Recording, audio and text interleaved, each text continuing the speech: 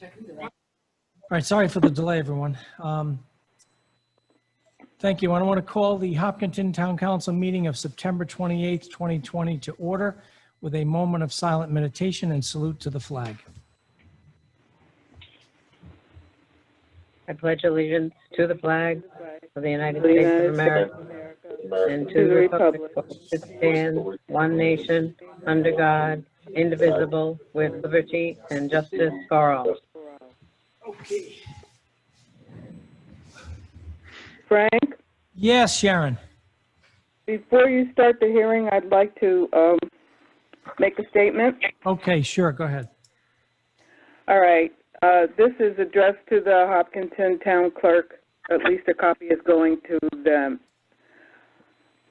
Dated September 28, 2020, regarding the Comprehensive Plan Future Land Use Map Amendment and Zoning Ordinance Amendment for Centrica Business Solutions and Camoli Granite Company. Hopkinton Town Council hearing, September 28, 2020. Good evening. Let me state for the record that I am Town Councilor Sharon Davis. Over the past 2 years, I have served this council and the town of Hopkinton loyally and to the best of my ability, and I hope that you agree with that assessment. For those of you who don't know, recently the Town Council received copies of the letter dated September 23, 2020, from the attorney representing the applicants, Centrica Business Solutions and Camoli Granite Company, in the matter which will be considered by the council tonight. The attorney thought that the comments I made during the public forum portion of the Hopkinton Planning Board's meeting of September 2nd, 2020, might be construed as prejudging this specific project. It is my belief that anyone who has observed my actions when considering applications before the council could only conclude that I listened to all parties and that my vote is determined by publicly stated objective rules of consideration. In addition, I have taken the time to consult with appropriate parties regarding the ethical and legal complexities of my statements before the Planning Board and been advised that my comments were within my legal rights. In short, it is my belief that I have done nothing wrong, and I strenuously disagree with the accusation. However, this does not mean that a decision to sit, deliberate, and/or vote on these proceedings would not pose possible repercussions to the town. I do not want there to be any perception from my participation that the applicants have not received a full, fair, and impartial hearing or had their legal rights violated in any way, nor do I want the town to have to expend resources to defend itself in court. Therefore, out of an abundance of caution, to safeguard the best interests of the town that I love, I am recusing myself. I will not participate in the hearing or deliberations regarding this specific matter. A copy of this recusal has been provided to the clerk for record keeping. Thank you for listening. Sharon Davis, member, Hopkinton Town Council, September 28, 2020. And I'm signing off. Okay, thanks, Sharon. Sylvia, are you out there?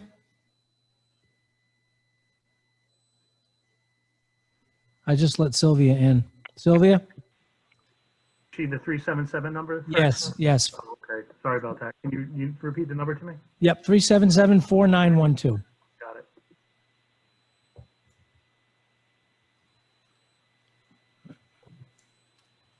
Okay. You can hear me now, Frank? Yep, I can, Sylvia, thanks. Yep, All right, thank you. thank you. Okay.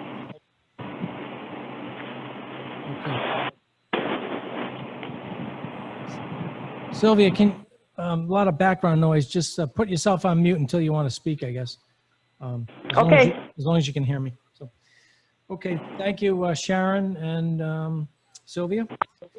All right, I want to call the meeting to order. We have a hearing tonight, the Comprehensive Plan, Future Land Use Map Amendment and Zoning Ordinance Amendment, Centrica Business Solutions and Camoli Granite Company. Open a hearing, a petition for an amendment to the Hopkinton Comprehensive Plan Future Land Use Map and an amendment to the Hopkinton Zoning Ordinance and Map filed by Centrica Business Solutions 1484 Candlewood Road, Suite T through W, Hanover, Maryland, 21076, and Camoli Granite Company Incorporated, 15 Franklin Street, Westerly, Rhode Island, 02891, for property located at 0 Chase Hill Road, identified as a portion of Assessor's Plat 2, Lot 73, and RFR 80 zone. The application is filed in accordance with Section 16 of the zoning ordinances of the Town of Hopkinton as amended. The applicants propose use of this site as a limited-use commercial site for the installation of a ground-mounted solar array. The proposal to utilize the portion of the property in question will require approval of the proposed comprehensive plan future land use map, amendment from low-density residential to commercial, and a zoning map amendment from RFR 80 to commercial special. I believe the applicants are present, and all filing fees are posted, I assume, Lisa, and all that good stuff, right? Yes. Okay. All right, so Joelle, if you want to take the reins, the floor is yours. Thank you. Good evening. As you know, we're here for a zone change, a zoning amendment, and a future land use map amendment to allow solar at the property known as Assessor's Plat 2, Lot 73, and for the property to revert back to a residential designation once the solar use is abandoned or terminated. This zone change would be conditional upon receipt of development plan review approval from the town, and if that is received, upon abandonment of the existing quarry use. Typically, in these types of situations, we work with the town to record an abandonment of the non-conforming use once those other conditions, the approvals, are obtained. We're proposing 3.4 megawatts occupying 7.181 acres at the site. The property comprises land condominium units with mixed uses, including commercial and industrial uses. It's a former site, many of you may be familiar with the site, but it's a former site of a junkyard and a current site of quarry use, which are both pre-existing non-conforming uses at the site. The application before you tonight, and I know there's been a number of applications before you. I've gotten a listen on several of them, and I know that the town has been inundated. However, the application before you tonight presents a favored site for solar in accordance with the zoning ordinance. Your zoning ordinance, which was amended, and I don't have to tell you all, there was a lot that went into the amendment. The amended zoning ordinance specifically states that the town of Hopkinton encourages PSES on former gravel banks, brownfields, and landfills. Such locations shall be consistent with the Hopkinton Comprehensive Plan and shall strive to minimize the visual impacts of these systems from the street and neighboring properties. The planning board here, who recommended denial, focused on the alleged impacts to abutting land trust properties despite the current quarry operation at the site, which would be abandoned if this solar project was approved by the town. The planning board focused on issues that are truly at the design level, which we intend to address and present should we receive a favorable vote on the instant zone change request. The planning board did not recommend approval, and therefore their recommendation does not include a number on the maximum requested coverage. As part of the zone change, as this body knows, the council can set the maximum coverage per your ordinance. This project comprises 11% of the entire lot and 20% of the land condominium individual lot. Again, this increase from 3% is specific to the nature of the property here, meaning the former junkyard and the current quarry use. I'm not before you tonight asking for solar to be approved and to exceed the 3% coverage on property currently being used as residential. I'm here in this unique situation with respect to the non-conforming quarry to ask to exceed the 3% in this limited instance. like the town landfill project that will be coming before you. The clearing percentage here is well below 40%. I understand from listening in to these hearings, the feelings on solar in the town.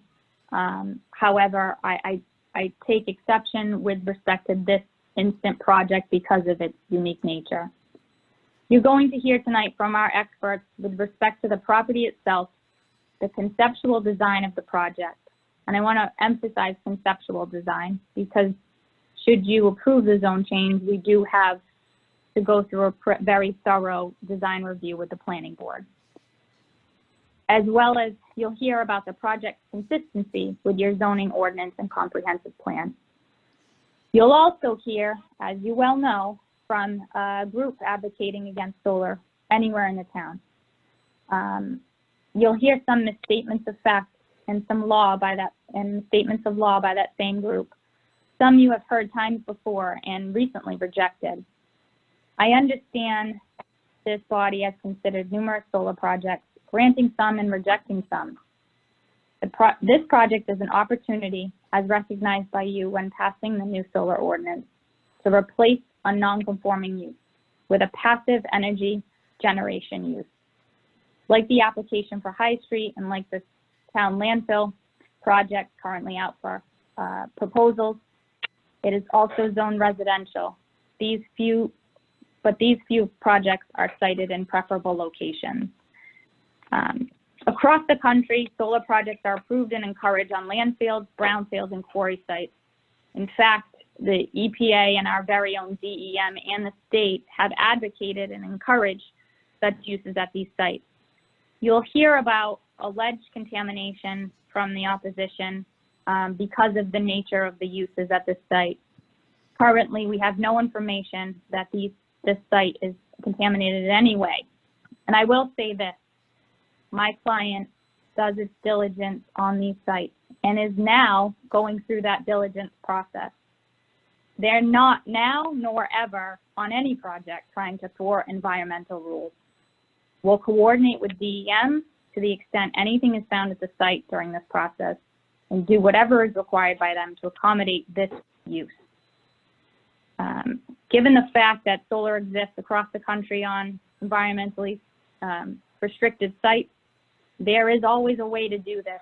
The construction and the design may differ if there are issues with these sites, but sites have been built on Superfunds, brownfields across the state. Once again, I want to emphasize that there is a design review step and we plan to address all of those issues should we be fortunate enough to move to that phase. I'm going to turn it over to Mr. Camoli, the owner of the property. Hopefully we can get him off mute to discuss a little bit of background about the property since he's a lot more familiar with the history of that site than I am. Hey, Joelle, just give me 1 minute. I've got to ask the IT folks to put the speakers on in the council chambers because it's only coming through my laptop. Chris, are you out there? Oh. I am.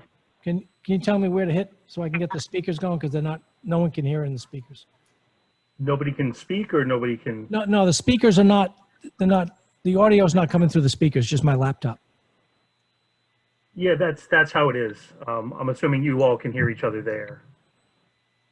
Right, but I thought we had the speaker on, all the other. No, the two speakers, oh, the speaker. Yeah, the speakers that are on the table. Oh. They're not going, the sound is not projecting through them, just the laptop. How's that? Yep, now they are.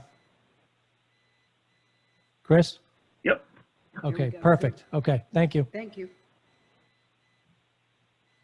Sorry, Joelle. George, if you're unmuted, you have the floor.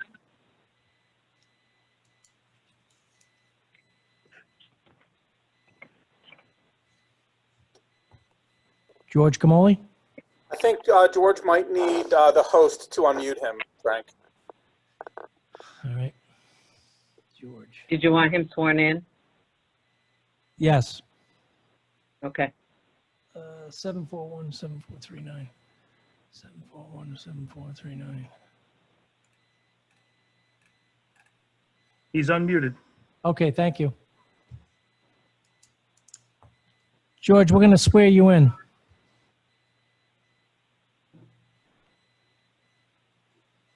George Camoli? Is he present?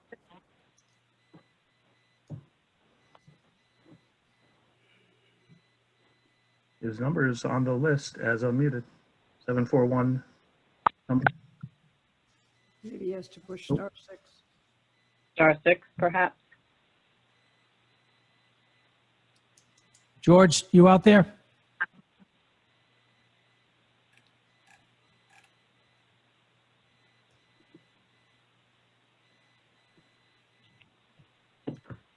George?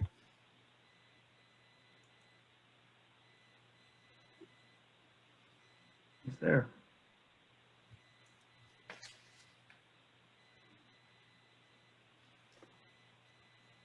He knows to press star 6.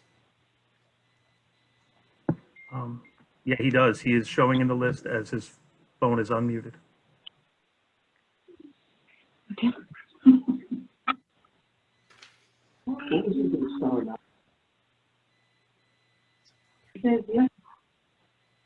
George Camoli? Instead of wasting any time, we'll figure out what happens. Hello? Oh, Can anyone hear me? Yes, thank you, George. Yeah. Okay. Thank you. It's been, George, you have the floor. okay, does someone want to swear me in? Yep. Yeah, Lisa? this is Lisa. I'm going to ask you to raise your Hi. hand. I am, Do you Lisa. solemnly, all right. Do you solemnly swear that the testimony that you're about to give is the truth, the whole truth, and nothing but the truth? So help you God. I most definitely do. Would you please state your name for the record? George Camoli, one of the shareholders and officers of Camoli Granite Company, Inc. Thank you. May I proceed, Mr. Chairman? You can, George. Yes, you got the floor. Thank you, Mr. President, members of the Hopkinton Town Council. It's unique that I'm not standing before you and seeing you all, but it's the times. Camoli Granite Company is the co-owner of Plat 2, Lot 73, Sublot 2. The property is approximately 39 acres. As we all know, it's located off of scenic Chase Hill Road. The adjacent property to the east is the Land Trust and the Conservancy. To the south, property of Michael Grills, which is known as Lot 3. To the west, property of Mr. John Stilgaitis, and to the north, other property of Michael Grills. Historically, this site is a quarry, still active, though not as active as it has been in the past because there's no demand for what we quarry there, which is basically wall stone and jetty stone. We anticipate sometime in the future there'll be a need for it, but right now the market isn't requiring it. It is also formerly the Perry Salvage Yard, which was existed in there since 1940 and before.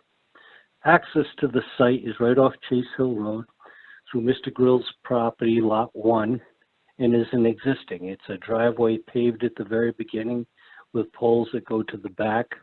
It crosses the property adjacent to an existing garage, which was formerly Perry's Junkyard's garage, a storage yard, a 5-car residential garage, and a single-family residential home, and also the weigh station where they used to weigh the granite and the cars that left the site. The site is both unique because it's a legal non-conforming use and extreme remote location. My brothers and I discussed several limited options we had to continue the use of the property and concluded that the most benign, environmentally friendly, and good to our neighbors would be a solar use. So we reached out to Centrix. Unfortunately, they came back and expressed an interest in the site. We would believe that the site as a solar facility rather than an active quarry site is the best use of the property. The granite stone, as we know, is there. If you all had an opportunity, I prepared a drone video which clearly shows the site, shows the access from Chase Hill Road, going in a northerly and southerly and a westerly and easterly direction. If we were to use it as a quarry site, and in no time would I consider this as a threat, but one of the options that is currently in existence, our only access would be through Mr. Grill's property down to the quarry, and then going as we have left the site in a right direction down scenic Chase Hill Road, which is probably one of your most scenic roads and very narrow. And it's not conducive to heavy truck traffic. So we're somewhat reluctant to proceed in that direction. We also believe the solar use would have limited effect on the trust in the conservancy property which I am there several times a week. I mountain bike back there, and I'm one of the few people that probably cross Polycoop Bridge more than most. Prior to the meeting, in an attempt to reach out to all of the both elected and appointed officials, I did not do so to obtain their vote, but to give them whatever information they thought was relevant to help them to make an informed decision.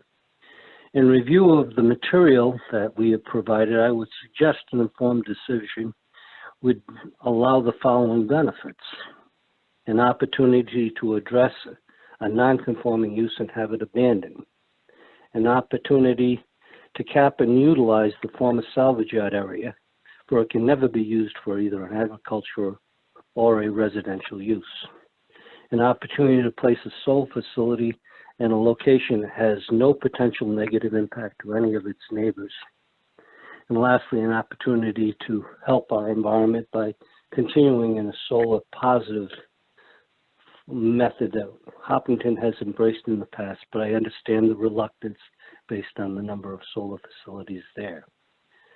During this application process, what has become very clear to me in speaking with our team and all the members, they all stated the same thing. If you're going to put a solar facility, we couldn't pick a better location or a better area that you're going to abandon a use that's not conducive to either the road or the neighboring properties.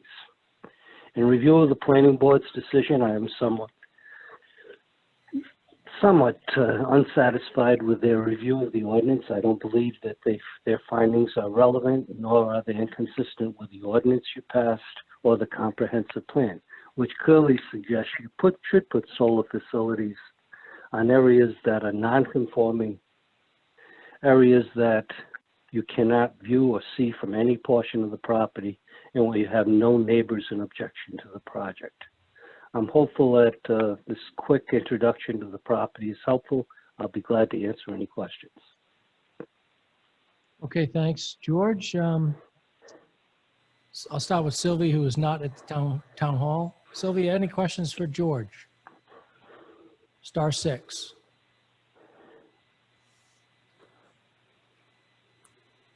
I have a few, Frank. Sure. Go ahead. You got And by the way, it's nice to hear you, George. It's been a while. I hope you're enjoying retirement. Thank you, Sylvia. I am.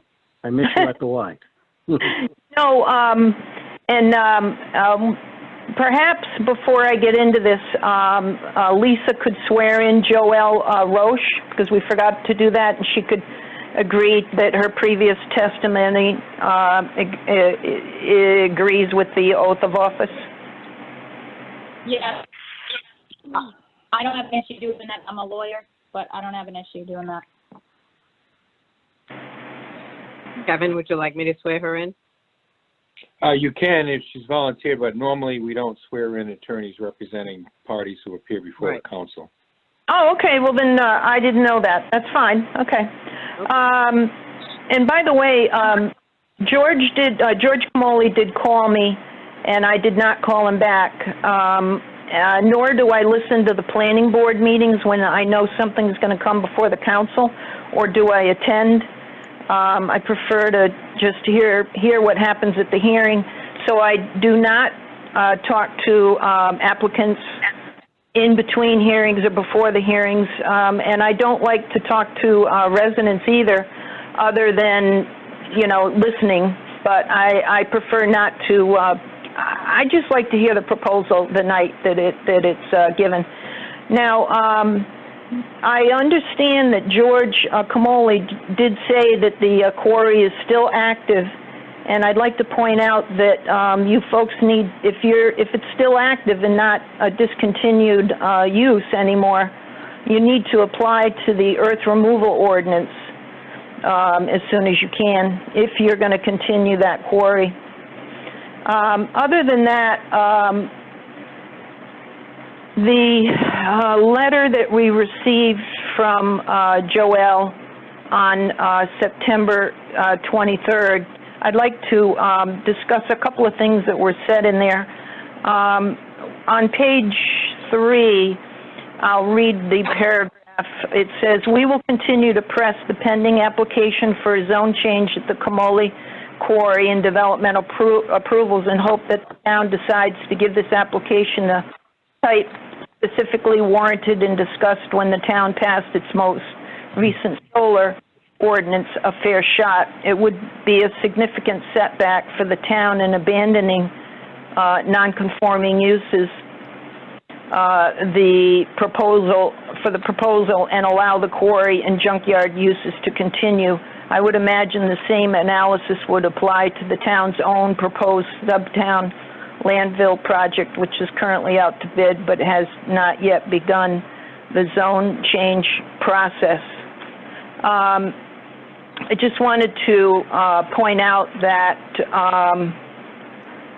in our solar ordinance, under exemptions, the planning board shall have the authority to waive and/or modify any of the provisions of this ordinance within their review process for PSES located on town-owned property.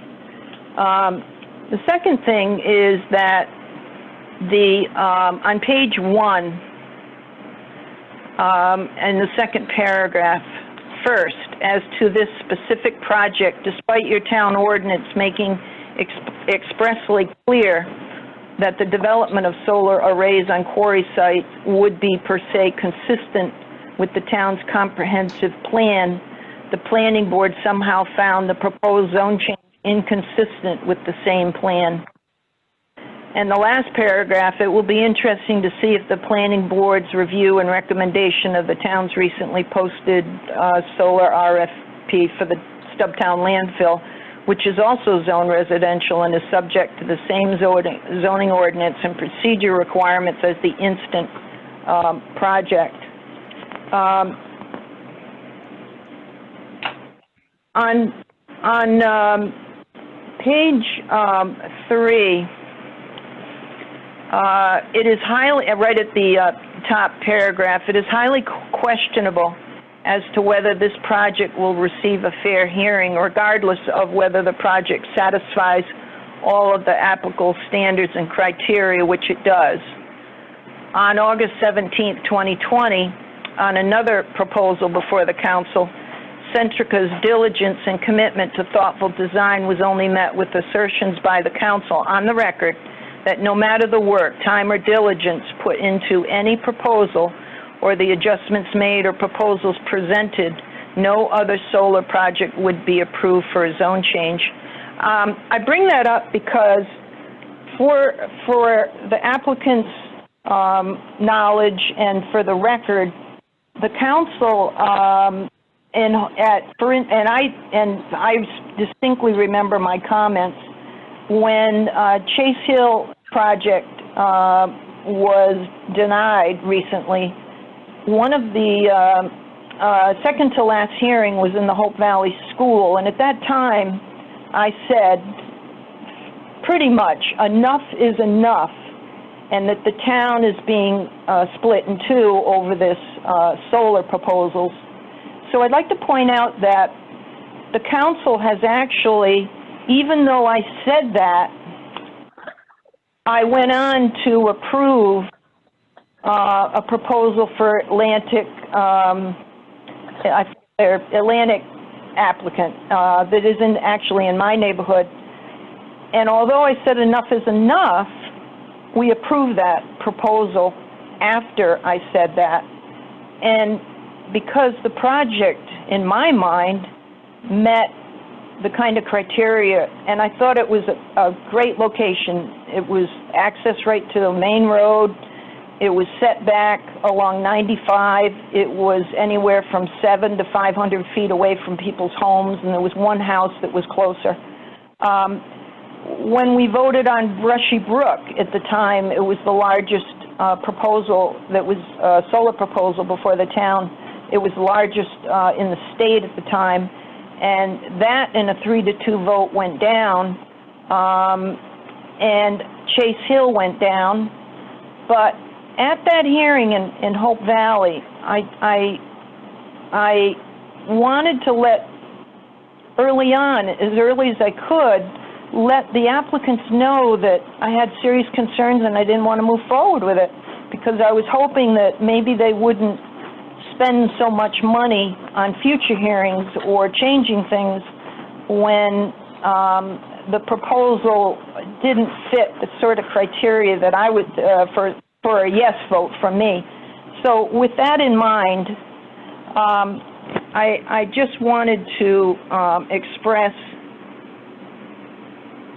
that these proposals before the town, even though at times you may say, or change the ordinance, say we're done with this, but that ordinance that we changed and allow for quarries, landfill, old landfills, etc. Specifically, it says, if the parcel is zoned, and I'm reading from the January 22nd amended solar ordinance, if the parcel is zoned RFR 80 and the applicant is seeking to rezone the parcel, then the maximum requested coverage may be the lesser of 3% or 3 acres. We've heard this over and over. And then further out down on the paragraph, RFR 80 rezone requests are not guaranteed approval. The town of Hopkinton encourages PSES on former gravel banks, brownfields, and landfills. So it's not a guarantee, but yet it's completely understandable and a good idea to do exactly what the applicant wants. They want to get rid of this sandbank quarry and put solar on it, and that sounds reasonable. But I want you to know right from the get-go that the problem with this is the location on that road. I went down the road Sunday. Now, before I got your packet, when I first heard that it was Camoli, and I thought the land was tied to that building in the front where you have the right on Route 3 and Old Depot, where the building is for the I don't know, maybe they produce the and work on the stone there, I'm not sure. But anyway, I thought it was part of that, and it wasn't until I looked at the plans that I saw it was farther down the road. So I drove down the road Sunday, and I've been down the road, and if any council member hasn't, please drive down that road from the Main Street, Route 3 section. I didn't think to clock how far in it was. I assume it's a mile or more.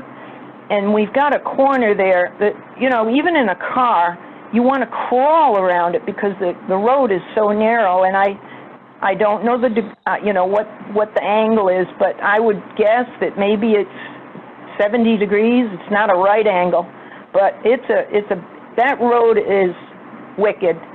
And I can't support this because of you don't have access to a main road. So I just thought I'd let you know that ahead of time. Thank you.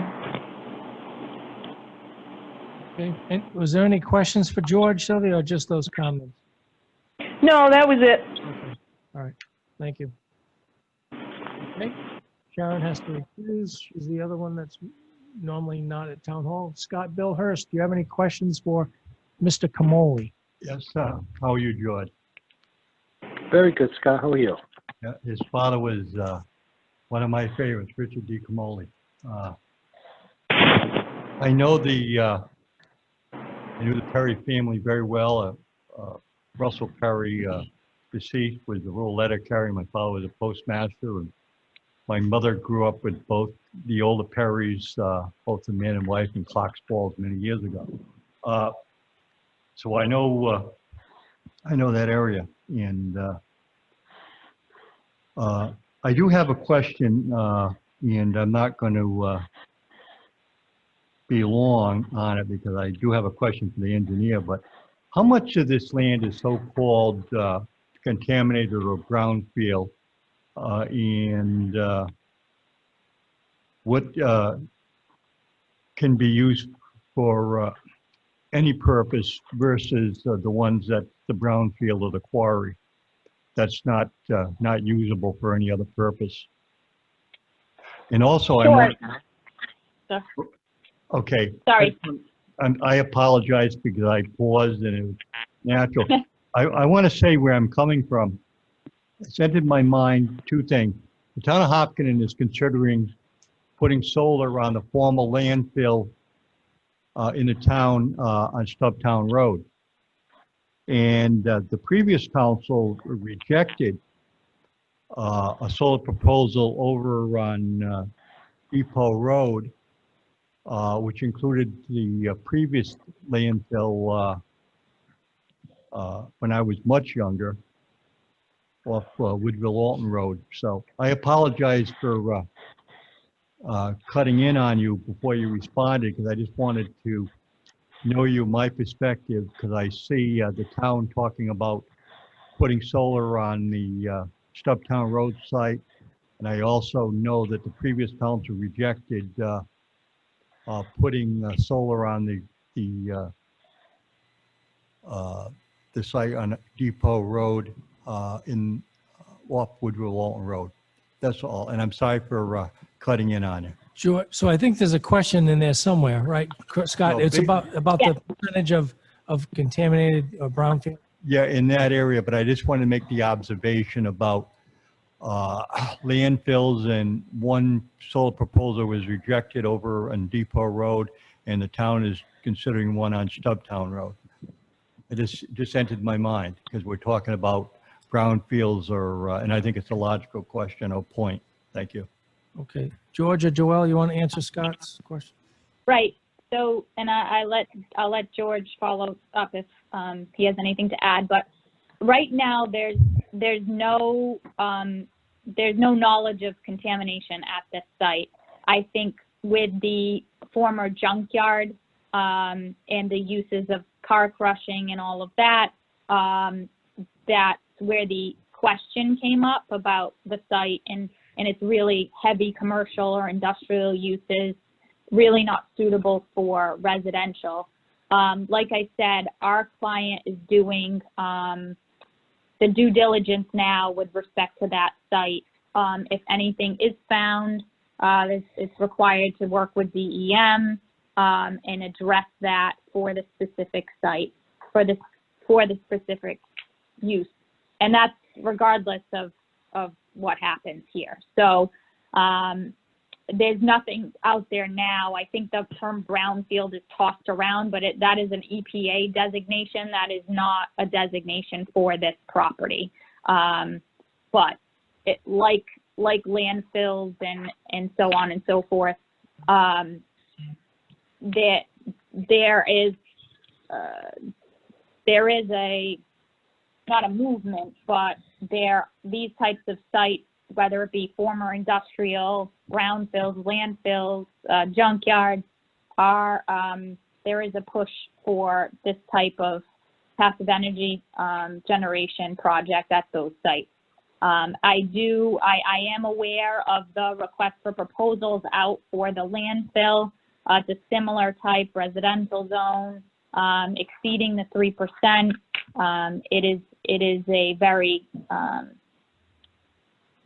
It is a very similar project to this. I know Ms. Thompson brought up an exception in the ordinance. I don't see it, but that the town will have to go through that same process with respect to that landfill. I think, I think that's a good use. I don't think you're talking about a residential site with a bunch of houses on it. here, you're talking about a use like well, it's a quarry or a landfill or a junkyard, and I think that's why it's appropriate here. Hopefully that answers your question, Councilman. Thank you. Mr. President, I'd be glad to. Go ahead, George. Well, Scott, I would welcome the opportunity to go on the site. Either I'll take you. You'll know when you walk the site, there are still remnants of the junkyard, and there's a field that's just a field. Nothing seems to grow on it, which is one of the areas we're proposing to put solar. In response to Sylvia, I understand completely if you go in a westerly direction, the hairpin turn, which would basically suggest any and all traffic would have to go easterly on the scenic Chase Hill Road if we were to continue to quarry. I understand that concern completely. But I welcome anyone to visit the site so they can get a clear indication of both Chase Hill Road traffic and what's actually existing there at the site. When you ask, is it a junkyard? Was it a junkyard? What is there now? A site visit would answer all those questions. Scott, you all set? Yes. Okay. Okay, thanks, Scott. Barbara, for George?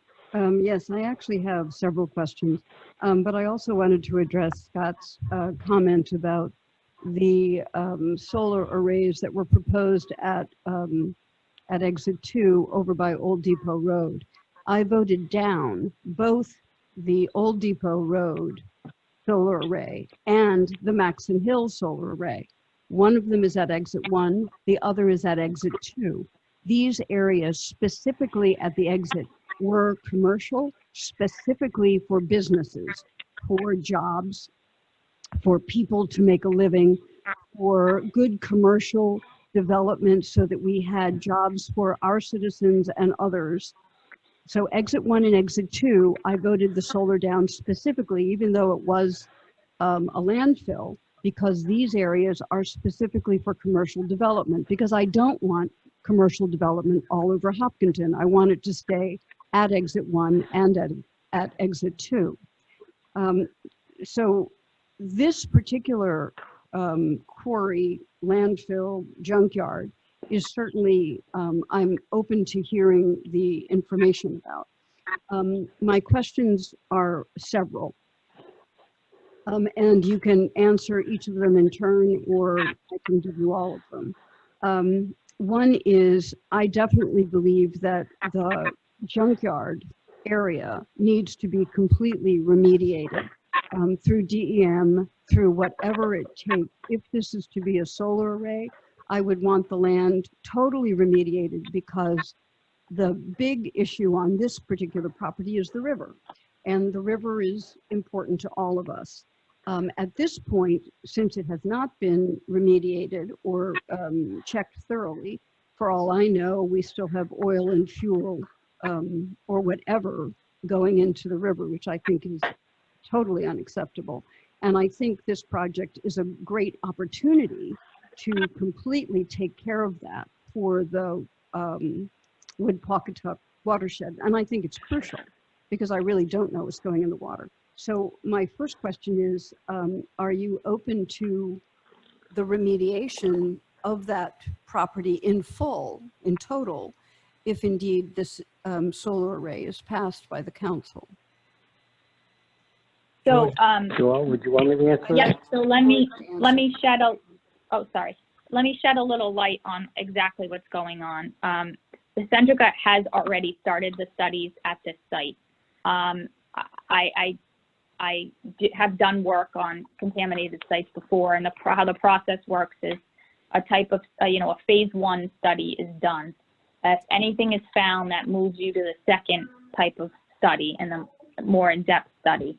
If anything is found. There are, with certain types of things at a site, there are mandatory reporting requirements with DEM, which would trigger that. So any licensed company that does those type of studies has to report any type of findings or issues to DEM, and that triggers the ball with DEM. So from there, you come up with a plan with DEM if there's anything out there, and you work with them, you get certificates from them, you get closures, and you proceed on your way. If there's land use restrictions, I mean, right now there's no confirmation that there's anything out there. Knock on wood, there isn't. But if in fact there is, that it will proceed with DEM with the plan they approve accordingly. So that is, we're not trying to skirt any of those issues. We're not telling you, oh, we're going to look the other way and plop some solar arrays on top and dig in holes. That is not how we operate, and it can't be because it's not legal. So. All right. So, Joelle, so you are the lawyer for Centrica or for George Camoli? For Centrica. You're the lawyer for Centrica. Oh, that's fine. But I wanted to really ask George that because it's his property, and he is a Hopkinton. He's been in Hopkinton for his entire life. I don't think any of us know when George wasn't here. George, I just want to make sure that you, because you are a citizen of our area, that you would make sure under all circumstances that the brownfield was remediated, whatever nature it is, not just Centrica, but George as the owner of the property. Barbara, in answer to that question, it hasn't been designated a brownfield. We, of course, will address any environmental issues that affect the river or any wetlands. The highest and best way of doing that would be to cap and put a solar field on top of it, not disturb the soil. But you can stand correct. We would not walk away with anything that would anyway pollute the Pawcatuck River, beautiful Pawcatuck River, and the river I go over the Polycoop Bridge several times a week. Exactly. I know that we would address it. Yeah, I know that you're very fond of that area, and I'm very pleased about it. So, so whatever it would take to take care of that brownfield, whatever it is requested or demanded, you would be able to accomplish. So I'm assuming that you will do whatever is necessary. Anything that would suggest that we're polluting anything, we would address immediately. Yeah, I mean, I've lived here 30 years, and I think I actually saw it as the junkyard. It was quite substantial. Yeah. To say the least. It was. I had, obviously, one of the things that I want on the list is I would like a site walk. So I think that would be really crucial for any of us who are interested. I have so that's just a statement, if I would please. Then the next question is on the abutters. Are there any abutters that are against this proposal? You said most of the abutters are for it. I talked to most of the abutting property owners, Mike Grills, Jan Stolgaitis. I've reached out to the trust, and I also met with Elaine Calderon, who was nice enough to go for a site visit with me. I think I've addressed most of their concerns. There still may be some concerns out there, but most of them are on record as saying we would rather see a nice solar field there than an active quarry site. All right, fine. And I'm sure that we'll probably hear from some of the direct abutters if they feel differently than you do. This is a property that is going to be going through a road that is going through someone else's property effectively.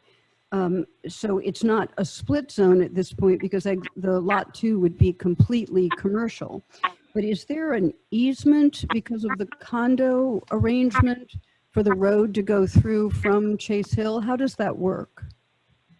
The condo documents were recorded and there was an existing road already there. So the condo documents incorporated that road as an easement to lot 2 and also down to lot 3, which is owned by Mr. Grills, and is basically low, very wet, but he's got some beautiful scenic walkways back there. Right, but so the road is already there. It was part of the condo easement so that all 3 of these lots have access to the road. Now, how does lot 1 feel about the telephone poles that'll have to go in for the solar?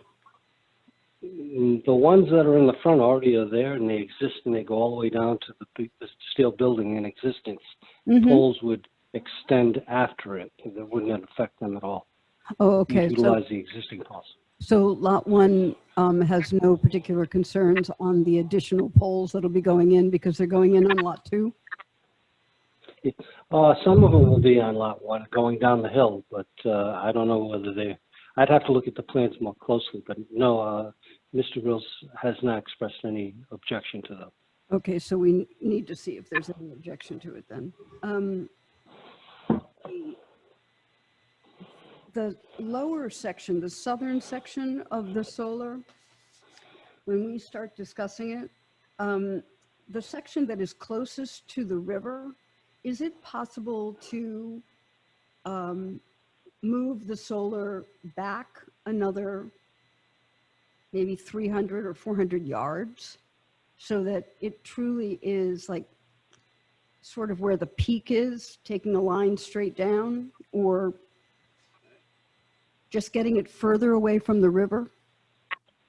I don't I know believe it's a distance it's now. 300 or 400 yards. Yeah, 300 or 400 yards is a long way. We were down there. I've been down there several times this week. If you did a site visit, I understand exactly what your concern was, the same concern as Elaine had, moving it away from the river and the view of the Polycoop Bridge. That would be up to future development plans with Centrix. Camoli family would have no objection to any modification. All right, Subject good, to because the applicant's approval. yeah, I know that WPWA, likes like the, not Wood River Pawcatuck, but the Wild and Scenic likes a quarter of a mile, which I don't think you'll be able to do by any means, but a fifth of the mile might be interesting.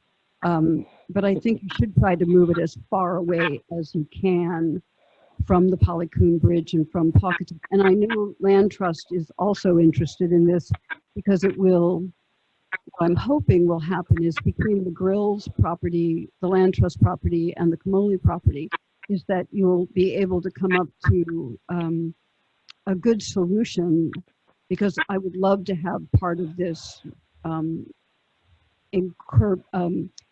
have the Land Trust property grow in size or easement so that they can continue with the work that they've been doing. And so I'm hoping that all three of you are able to walk together. When you walk it, you'll see it, and I think one of the biggest allies you have is Mike Grills. If you see his property, it's spectacular. Everything he does is park-like. Well, that's trails, stone walls. Yeah, I think so too. I think that they really do care about it. But I think because this was a gravel bank and a junkyard, it is crucial that it is that the legal non-conforming use is abated. So I'm hoping this will occur.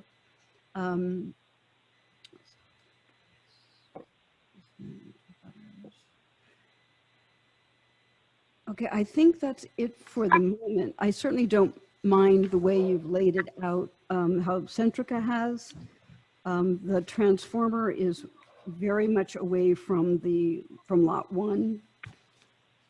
I think that the layout looks very clean, other than the fact that I would like it further away from the river. But I don't have any other real concerns with inverters and transformers or sound or noise. I think it would be silent and dark, which would be useful for everyone. And is there any potential for some of the, oh, never mind. I won't even ask that one. Thank you. That's it for the moment. Okay, thanks, Barbara. Scott, did you have? Yeah, Okay. Scott Bill Hurst again. Scott, talk into the mic, please. Okay, Scott Bill Hurst again. I had a concern about the triangle area, and I was going to wait till the engineer came on. But I'll follow up on what Barbara said. I was concerned about that, and I didn't know if that piece should be eliminated. But I would like to know, because it does on the map appear close, what is the boundary line from that piece of property to the river? It looks relatively close. I'd let the engineer address that one. I was there the other day. The boundary line to the river, it took me a few minutes to walk it, so it's several hundred feet, but I understand your concern. Yeah, well, I'll wait for the engineer, but I had planned to ask the engineer that, and then Barbara brought it up, so I thought as a follow-up, I should say it now. I am very concerned about the Pawcatuck River, and I understand there seems to be a little contradiction on how we've handled brownfields, and I know that Councilor Capalvo said it was because it was commercial, but if you have a brownfield, whether it's an area that you're developing for commercial, it's either a brownfield or it's not.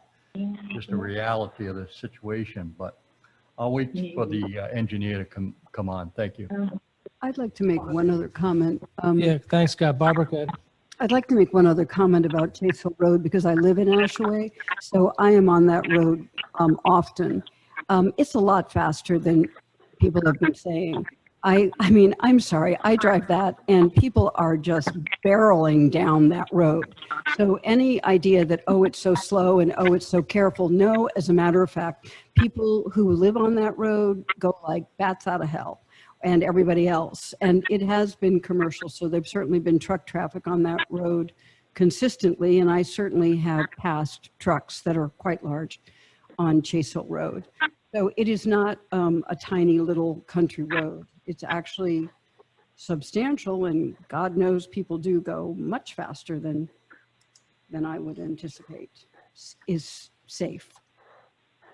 Okay, thank you. Barbara?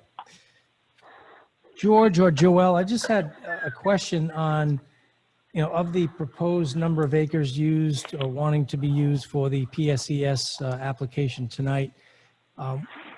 What part of that acreage is the auto salvage and what part is the granite company or the gravel bank? Does anybody know? Like, it's hard to read these maps, and so I mean, if you want me to wait till an engineer's on the phone, we can do that too. But it's hard for me to conceptualize how much is what. So, Mr. Chair, I'll see if Jason, our engineer, can answer that. You want the acreage from the land condo units, the differences, or the junkyard? I believe the junkyard overlaps the lot.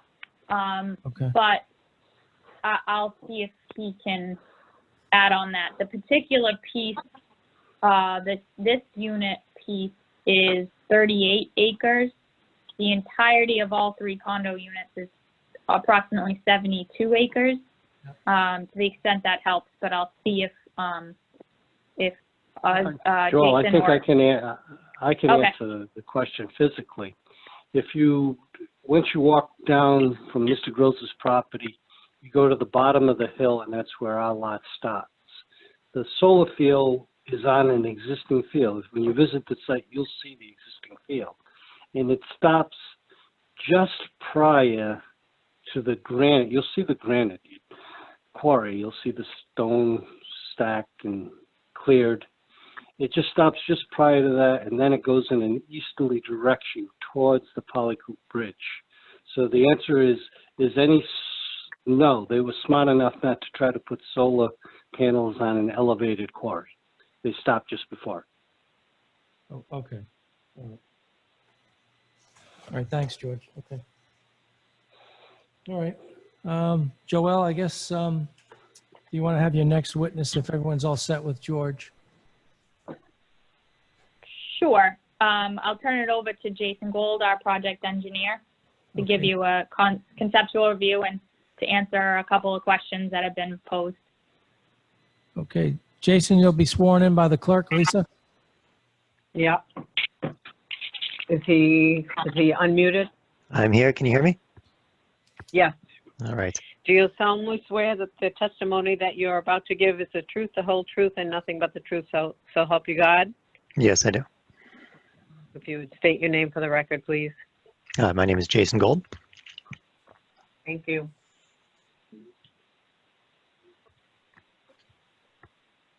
All set? Yep. All right. My name is Jason Gold. I'm a civil engineer with ESS Group. There's a lot of disadvantages to doing presentations this way, but one of the advantages is I can look up information on questions you asked that I wouldn't be able to if I was sitting in front of you. So I pulled up a, to answer the last question about the junkyard, I pulled up Google Earth and just flipped back through some of the older images. And while the use of the junkyard looks like it extends pretty much through the entire proposed array, the majority of it is in that northern portion of the array that's approximately 5.9 acres. So that's looks like it's the bulk of what was previously the junkyard. Okay. And to answer the question before I get into the presentation about the river, the array is several hundred feet from that river. So just to answer those. Regarding the existing conditions, most of this has been addressed already as far as the size of it and the location and the zoning. I will add that we delineated the wetlands in June of 2019, and there's several that are shown on this plan. The site is not located within a mapped natural heritage area. It is not located within a community or a non-community wellhead protection area. It is located within a groundwater primary protection zone, which is groundwater classified as GAA. However, the project obviously will not have any impact on groundwater.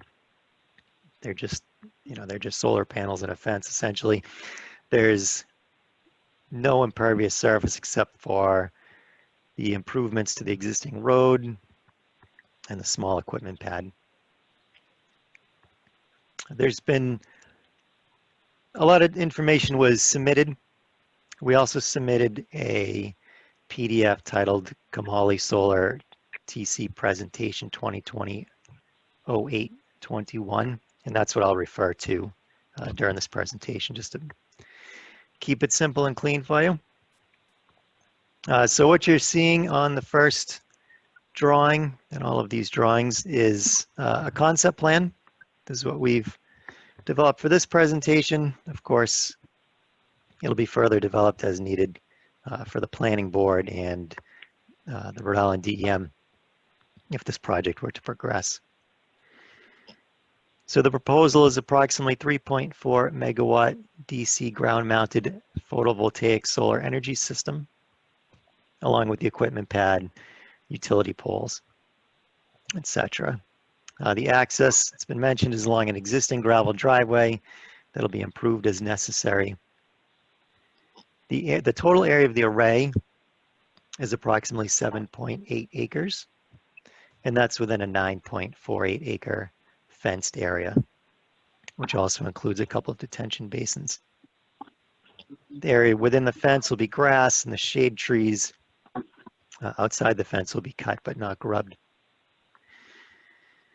So this project, the nice thing about this project is set way back.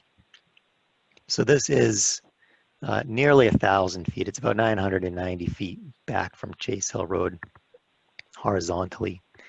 And not only that, but there's also a vertical difference ranging from 30 to 82 feet below Chase Hill Road. The array is set back over 600 feet from the nearest residence. And all of the property line setbacks are greater than what's required by the ordinance. Generally, the setbacks to most of these property lines is 280 feet or more.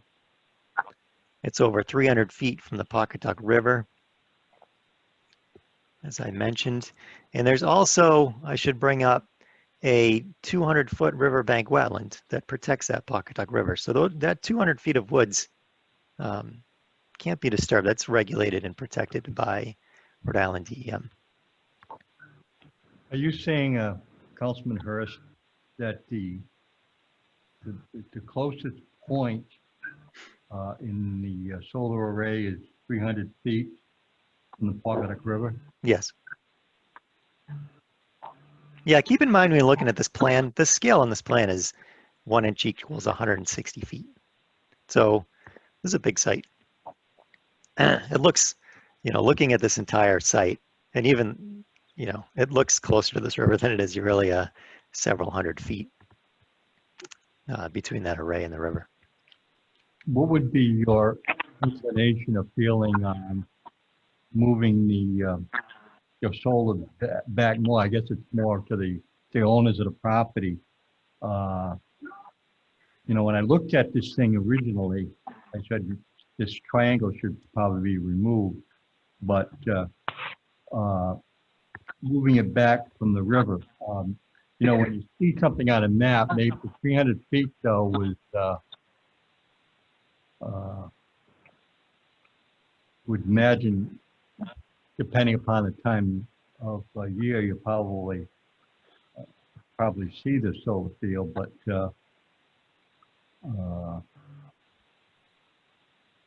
do you think the solar array, which is the 1.88 plus acres, do you think that could be reduced any than the current size? Well, this is a concept plan, so, you know, we can certainly look at alternate layouts. How many feet are in a mile? 5,280. 5,280? And that means a quarter mile is about 15. 240 yards. Right, so it's a football field thing, right? No, it's more than- It's more than that? Oh, goody. So that means 1580 is about a quarter mile. So if you've already gone back 300 feet, it would be really beneficial if we could get closer to that 1580 point, which is a quarter mile. So whatever you can do with what Scott is saying and I'm saying, if you can move it closer to that quarter mile, I'd feel a lot better about the work. 1320, perfect. So we only have to worry about another 1,000 feet. Anything we can move back from the river, I think is there's two major concerns. One is the river, and the other for me is making sure that it's remediated. Those are my two major concerns. I'm sorry, there was some hold feedback. on. What was the second concern? Hold on 1 second, please. If you're not speaking, please put your phone on mute. We've got some background noise and it's hard to hear. Go ahead, Jason. I'm sorry, I wasn't able to hear your concerns because of that feedback. Okay. If 1320 is a quarter mile in feet, and you're 300 feet from the river, and the river would like you to be close to a quarter of a mile. So basically, we have about 1,000 feet to discuss.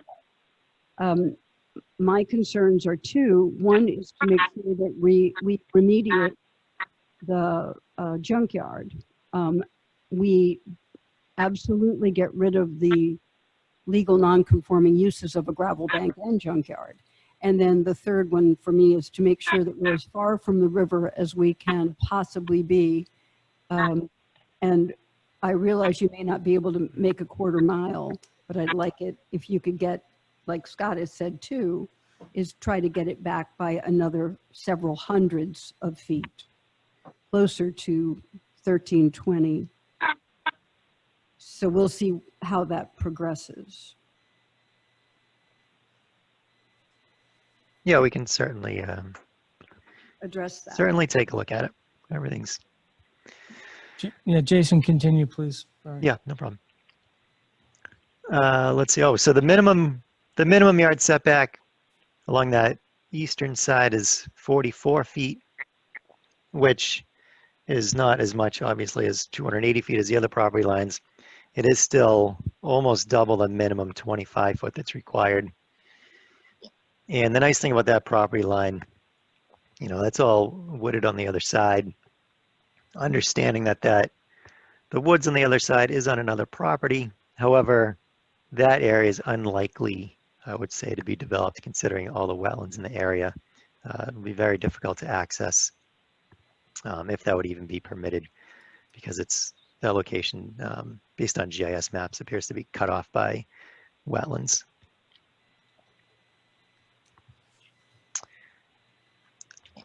We know that the visibility of these projects is always a concern. So, you know, it's surrounded by woods. We've got all this topography that's blocking visibility, but just to check, we looked at really the worst case if you look at this third sheet, P2, we tried to find a line from Chase Hill, not blocked by buildings, not blocked by trees, to see if there was some kind of direction where you could possibly sneak a peek at this array from Chase Hill Road. And so that's what that red horizontal line you see is us trying to kind of squeeze in a line. Even that looks like it's blocked by trees a little bit, but that's really the best shot at a visibility you could have. And if you look at the profile, which is just below that, that is showing the topography. So neglecting any trees or buildings that would be in the way, the topography itself blocks the view of the array. And you can see that little short dash sight line. It's almost hard to see because you can't see that far. It extends about 75 feet. And what happens is, if you can see it better in that photo on the bottom, that's a Google Street View photo from Chase Hill Road. The existing buildings in the parking lot raises up a bit, and that topography alone blocks the view before it drops down into the back of the site. So this layout is really, it's in the middle of nowhere. It's buried deep, topographically deep below Chase Hill Road, which makes this pretty much impossible to see from Chase Hill Road. Stormwater controls will be designed, if you flip back up to P1 or C1, it's a little easier to read P1. We show a couple of detention basins. One is between the array and Pawcatuck River, and that's obviously intentional. And that would capture any increase in stormwater runoff that might occur from the change in ground cover conditions, trap that runoff and slow it down and release it slowly at the same rate as existing conditions. And there's a second one anticipated up in the north for water draining to that wetland to the north. Again, this is all to be designed and permitted through the planning board and Rhode Island DEM. The final design in this concept is in accordance with the solar ordinance. All the distribution lines within the system will be underground. All the yard setbacks will be met and exceeded, as I've mentioned. A 7-foot-high chain-link fence will surround the system, and the gate will be locked with a Knox box to provide emergency access. The bottom of the fence, as normal, will be raised 6 inches above ground, and that permits, excuse me, that permits small wildlife passage beneath the fence. No exterior lighting is proposed. The panel heights will not exceed 12 feet above final grade. Further work that will be completed if this project progresses will be a noise study. And as Barbara mentioned, I mean, there's no way to be able to hear this thing, but we'll do the noise study to demonstrate that. Preparation of a decommission plan, a stormwater report, and of course, a soil erosion and sediment control plan. That is my general overview of the project, and I'm happy to take any questions. Okay, thanks, Jason. I'll start with Sylvia. She's at home. Do you have any questions for Jason Gold, Sylvia?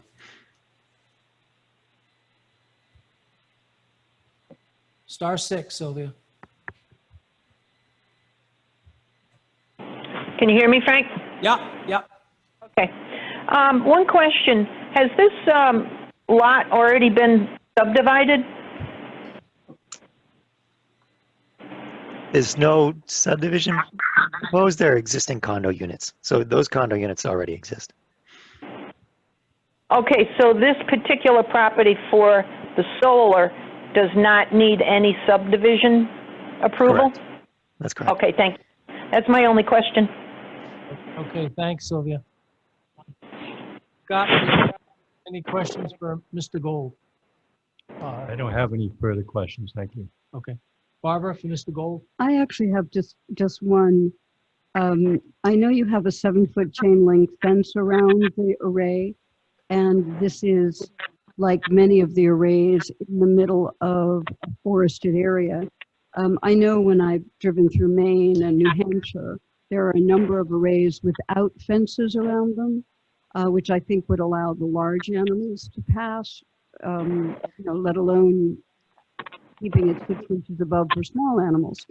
But is there any particular, I'm assuming that it has to do with some legality that you have to fence these arrays, but when they're in the middle of the forest and the deer could move between them, I'd certainly prefer that.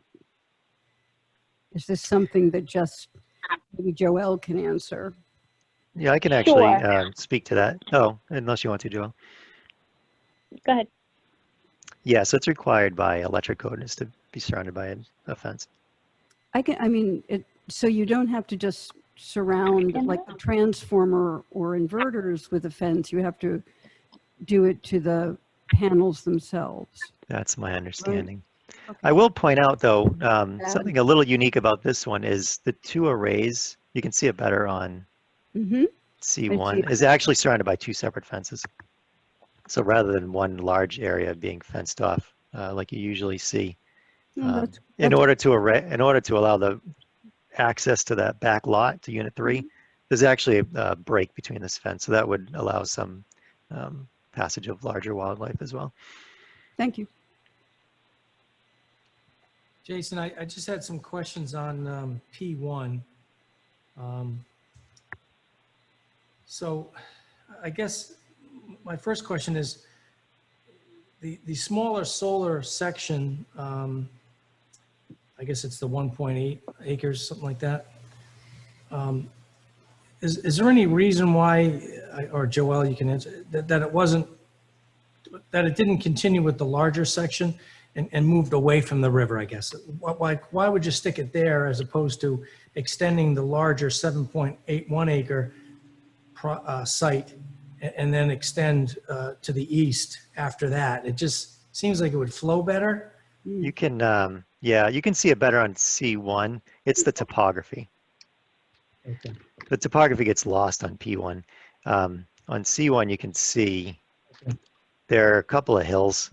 And so this array, the whole layout is really penned in by the topography. It would have been easier if it was flat and we could extend it south. That would have been the preferred design for everybody. But working around the topography, this is where you end up. So just so because I'm not familiar with looking at these maps, so at the end of the larger array, there's like it seems like a tighter circle of lines. Is that a hill? Is that what a hill is? Yeah, each circle is a hill. And the tighter those lines are, the steeper it is. Okay. All right. Good question. All right. Okay. All right. All right. That's all I have for Jason, I guess, at the moment. I still like looking at P1, its color. It's a lot nicer to see, yes. It's a lot nicer. Well, it's easier to read, too. But it doesn't show the circles that I can see. But, all right. If I can just, again, refer back to P1, because it seems to be easier for me to read. The P1, those circles that are on P1 closer to the smaller array, those are also hills, Jason? The circles you're seeing on P1 are wetlands. Oh, they're wetlands. I think they're kind of like teal color circles. Those are wetlands. Oh, okay. All right. Okay. And how far away do you have to typically stay from wetland? So what you're seeing on those wetlands includes the buffer. So that is the wetland and the 50 feet that you need to stay away from it. Okay. All right. Okay. Okay. All right. All right. I think that's all I had for Jason at the moment. If Jason's concluded, Joelle, I guess you're next witness. Sure. We have our consulting planner, expert planner on, and I will turn it over to him. My hand is raised. Okay, Lisa. All right, thank you. Do you solemnly swear that the testimony that you're about to give is the truth, the whole truth, and nothing but the truth so help you God? I do. That's Edward And if you- Pimentel, Edward Pimentel, P as in Paul, Imentel. Thank you. Thank you. So I want to thank the council for an opportunity to speak. The council knows me well. I've been before you on several prior occasions with different solar developers. This is either my second or third with Centrica. Let me state from the outside, because I know the council reads the report thoroughly. In the past, you've actually quoted from it. So I want to thank you for that. So I'm not going to get into the details. I am a proponent of solar. I proudly acknowledge that, but I'm also, in my field, I always look to the community to provide me the necessary guidance to decide whether, A, I think it's a fruitful project to get involved in. It's not lost on me, the sentiment of the planning and the council. I understand Hopkinton has done its fair share. There are all these goals and objectives throughout the state to get us off fossilized fuels. One of the first objectives is that the governor issued an executive order to have 1,000 megawatts by the end of 2020. The last time I spoke to experts in the field, they said we're somewhere between 350 and 400 megawatts, something to that effect, that are actually in play. I'm sure there's projects to be constructed, but so we're not quite there. The next expectation is by 2035 to have just solar 1,800 megawatts. Clearly, that's going to be a stretch. But the point is to have a balanced energy program, right? The problem is that, like any new industry, I remember going back 25 years when the telecommunications industry first invaded Rhode Island. I was working for North Kingstown, and we were trying to up and run to get an ordinance in play.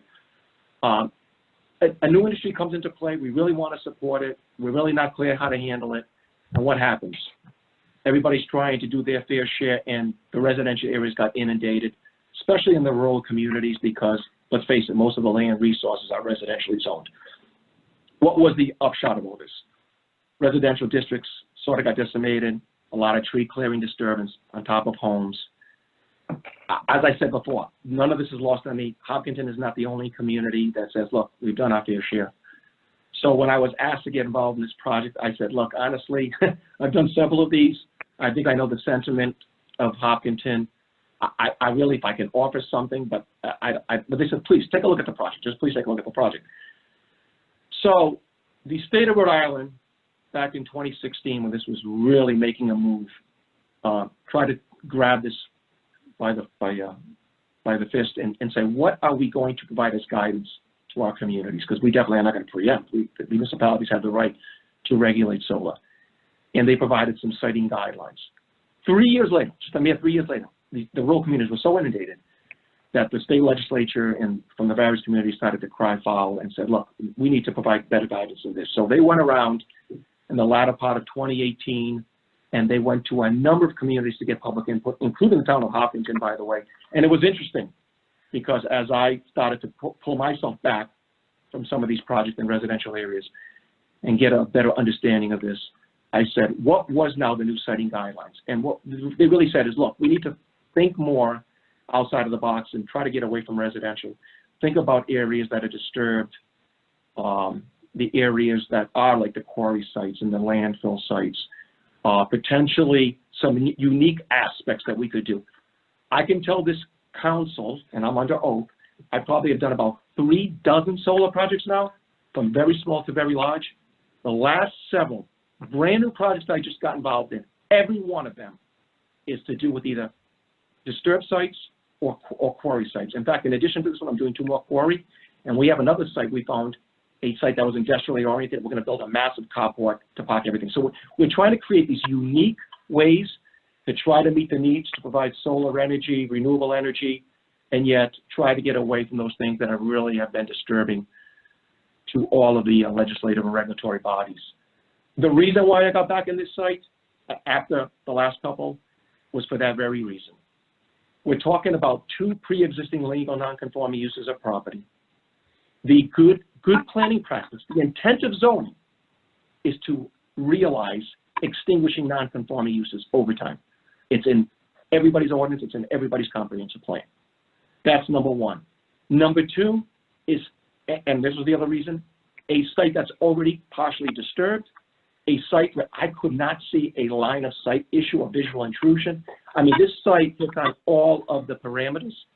And that was the only reason why I said I will get back involved in this project, because it really does target everything that I believe the town of Hopkinton is trying to accomplish. I've got to believe, right? Your new modified ordinance is only a year and a half old. What did you do from 2016 to 2019? You pretty much targeted the areas we said we can't handle this anymore.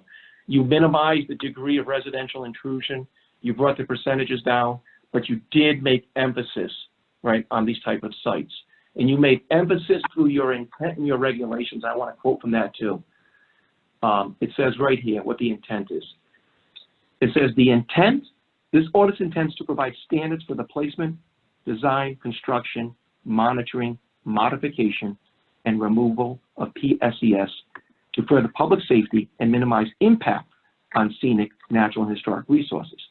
The town of Hopkinton encourages PSES in locations which provide the greatest potential for energy generation while actively striving to minimize the visual impact of the systems from streets, which this will do, and neighboring properties, which this will do.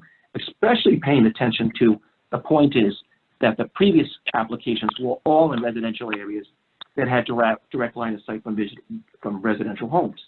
You further on, these were the modifications from one to the other, and it's been stated earlier. You minimize what the percentages could be, but you stated, but we will provide special emphasis, right, on former gravel banks, brownfields, and landfills. And I think it's also to support, of course, the town landfill. I can tell you from experience, we wrote our own ordinance in the city of East Providence on our own landfill, and it's a huge landfill. And I think we're in our third phase now. And just recently, and I'm not talking about contamination here, but I'm talking in general why these are special sites that are well supported. We had a contaminated site. There's a company called Kearsarge that does mostly contaminated sites because they're very appropriate. They did the Rose Hill landfill in South Kingstown. I'm saying, I can't believe that the town of Hopkinton is stepping back and saying, we've done our part, and we're just tired and exhausted of this. I think you're tired and exhausted of those that potentially are those that have been negatively impacting the things you have most concerns about. I'm just telling you, this one does not fit within that concern from past projects. I think this is one that the town needs to seriously take a step back and look at and say, you know what, this really is so vastly dissimilar to all those past projects. And that's what my objective of tonight is to say, this really is good planning practice. Good planning practice. It's a temporary passive use that will forever in perpetuity squash non-conforming uses. And if you want to talk about impact on residential, these uses are impact on residential. So that's all I have to say. I don't know if the council has any questions. Okay, thanks, Ed. I'll start out with Sylvia. Sylvia, any questions for Mr. Pimentel?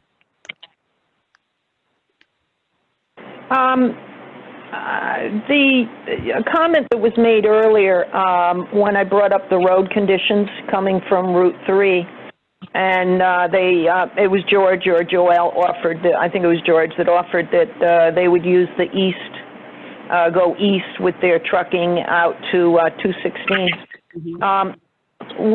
The main top of the line, put it that way, reason, a major reason I was not in favor of the Sharenza project, which is on the east end of the road, is due to the road conditions at the intersection of 216. And so going in either direction, I agree that this project would be very good, but it doesn't have access to a main road. It's got access and the road along to the east from the project is wide and beautiful, but then you get to the hill and you go down and you can see 216 and it becomes very different. That intersection is really awful. So that's my problem, and I know there's no solution due to the location of the project. So that's a real problem for me. Thank you. So the only thing I would respond to that is where, and you all may know this, but the only truck traffic involved here would be during the construction period, as would be on anything on Chase Hill Road that was being constructed. There is already truck traffic going to this site with the commercial uses, including the quarry. So you're talking the couple-month period of the construction of the project itself. We'd be happy to work with public safety during that limited period and as needed on that road. But after that, you're talking about a maintenance truck coming, which is not an 18-wheeler, once a month to do maintenance at the site. So I just want to clarify that the construction trucks is really what I think we're getting at, but after the construction several months, there's no traffic coming in and out of Chase Hill Road. And I have to imagine that there's other construction that's going to occur on this road, and there are other industrial and commercial sites like in the front of this property. So that was the only clarification I wanted to make. Okay, understood. Thanks, Sylvia. Scott Billhurst. Yes, Scott Billhurst. I recently contacted the town manager about people not observing the stop sign at the end of Chase Hill Road that goes into 216. And the reason I knew about it is it was on Facebook, believe it or not. The other thing that's interesting about this property, the uniqueness of this property is that there's like I said, the 60 feet front yard. So it's really narrow compared to, abutting properties when it goes in. So I don't believe there's any other entryway other than on the Chase Hill Road, and that's of course very small, and it's not a wide road either. Just an observation. Thank you. Thanks, Scott. Okay, Barbara, any questions for Ed Pimentel? Comments, I think, more than questions. The Chase Hill Road at 216, Scott's right, that there's really quite a bit of traffic there, and there's a great deal of very heavy truck traffic. We have semis that turn in at that corner consistently because it has a commercial industrial side right at the beginning of Chase Hill Road on 216. I have no problems with the construction traffic that would have to go in for a month or two and then finish for 50 years. People who will build homes or build industrial or build commercial spaces would be, just as common as this, except that once you put houses in, you keep having trucks and traffic. I am very happy to have traffic for 3 months and then have it stop. I think one of the points Mr. Pimentel made is about the renewable energy, is trying to do something so that we can change our need for oil and coal and gas. And one of the reasons that I am open to solar is that even if solar lasts 50 years, because I am sure we will continue to improve and change how we get electrical energy, at the end of those 50 years, the land is still there. It's not a building, and it's not tar, and it's not septic systems. And especially something that's close to the land trust, that when this finishes, and certainly it's far sight, not near sight, and it will be 50 years, I'm sure, not 25, that at the end of that time, Hopkinton still has its land. It has the ground. Trees will grow back. Animals will return. But it is not tar and houses and septic systems. It is not an enormous amount of traffic, but it's silent and it's dark. And I do appreciate that. And I do appreciate the idea that we do try to get away from fossil fuels. And I think that's important too. So this particular site, because it's a gravel bank, because it's a junkyard, because it can be remediated if necessary, because it can move away from the river, because it has a very small entrance, because it's not seen. I think it has a great deal of benefit to the town. So I appreciate your comments, and thank you very much for not reading your report. I do appreciate that too. Thank you. All right. Ed, you're still there, right? Yeah. Ed? Yes. Okay. Council President Frank, can you do me just a quick calculation? If that smaller array to the east was, say, cut in half, and the easterly portion was kept, I'm sorry, the westerly portion was kept, not the easterly portion, how far, rough distance, would that give us as far as a buffer to the Pawcatuck River? Can you do like a quick calculation? Might be Jason. We're gonna leave that with the people who are good at math, which would mean Jason. Oh, okay. All right. Okay. All right. Thank you. Hello? Oh, Jason.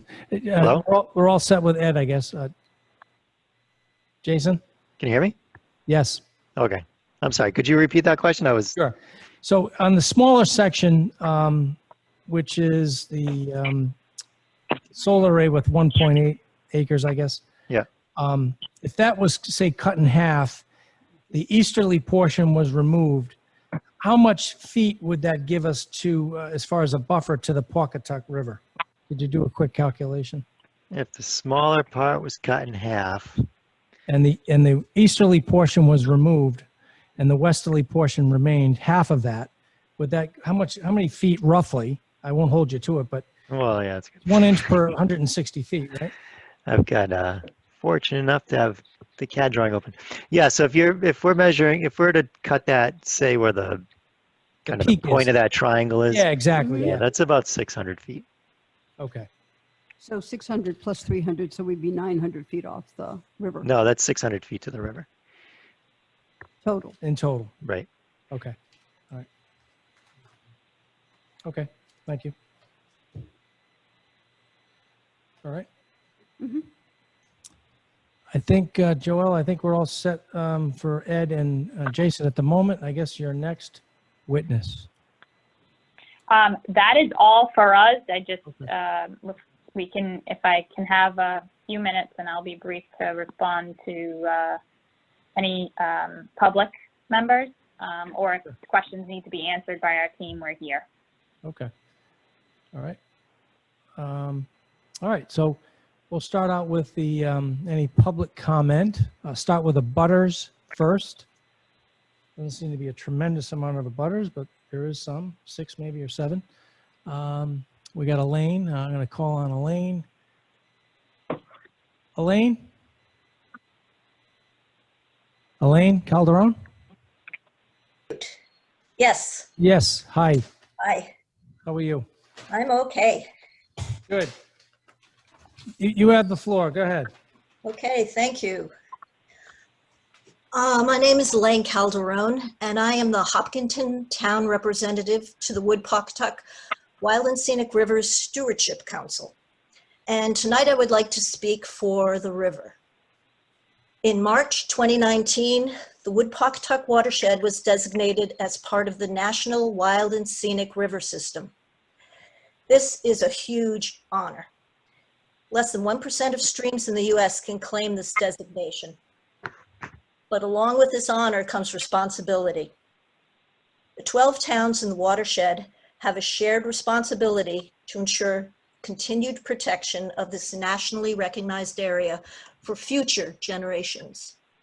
So the application before you includes 2 areas for solar arrays.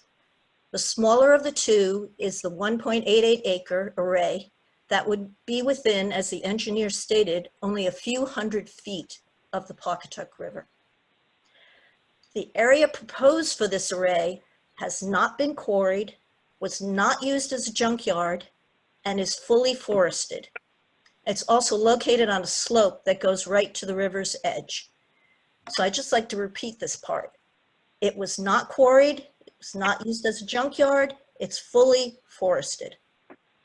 There are only deciduous trees between this array and the river. Once the trees are removed from this site, the trees between the chain link fence and the array are all deciduous, will drop their leaves, and nearly 2 acres of solar arrays will be fully visible from the river. This particular section of the river has been designated as scenic, and it truly is.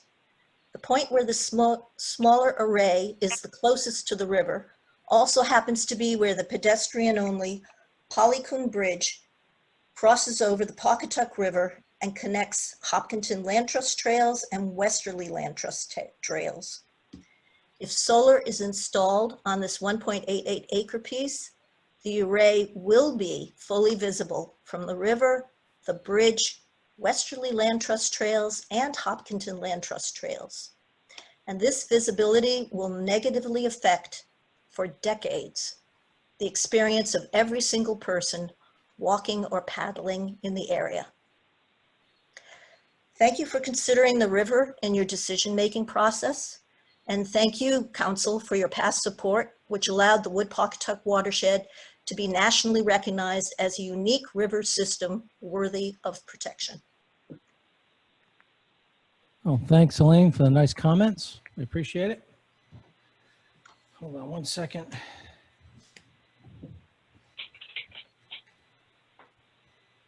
Okay.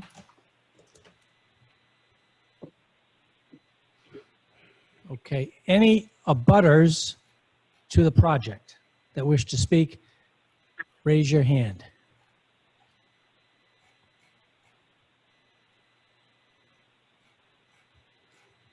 I don't see any abutters. Does not look like it. Okay. Non-abutters, it looks like I've got one here. Eric. All right, can you hear me? Yep. Okay.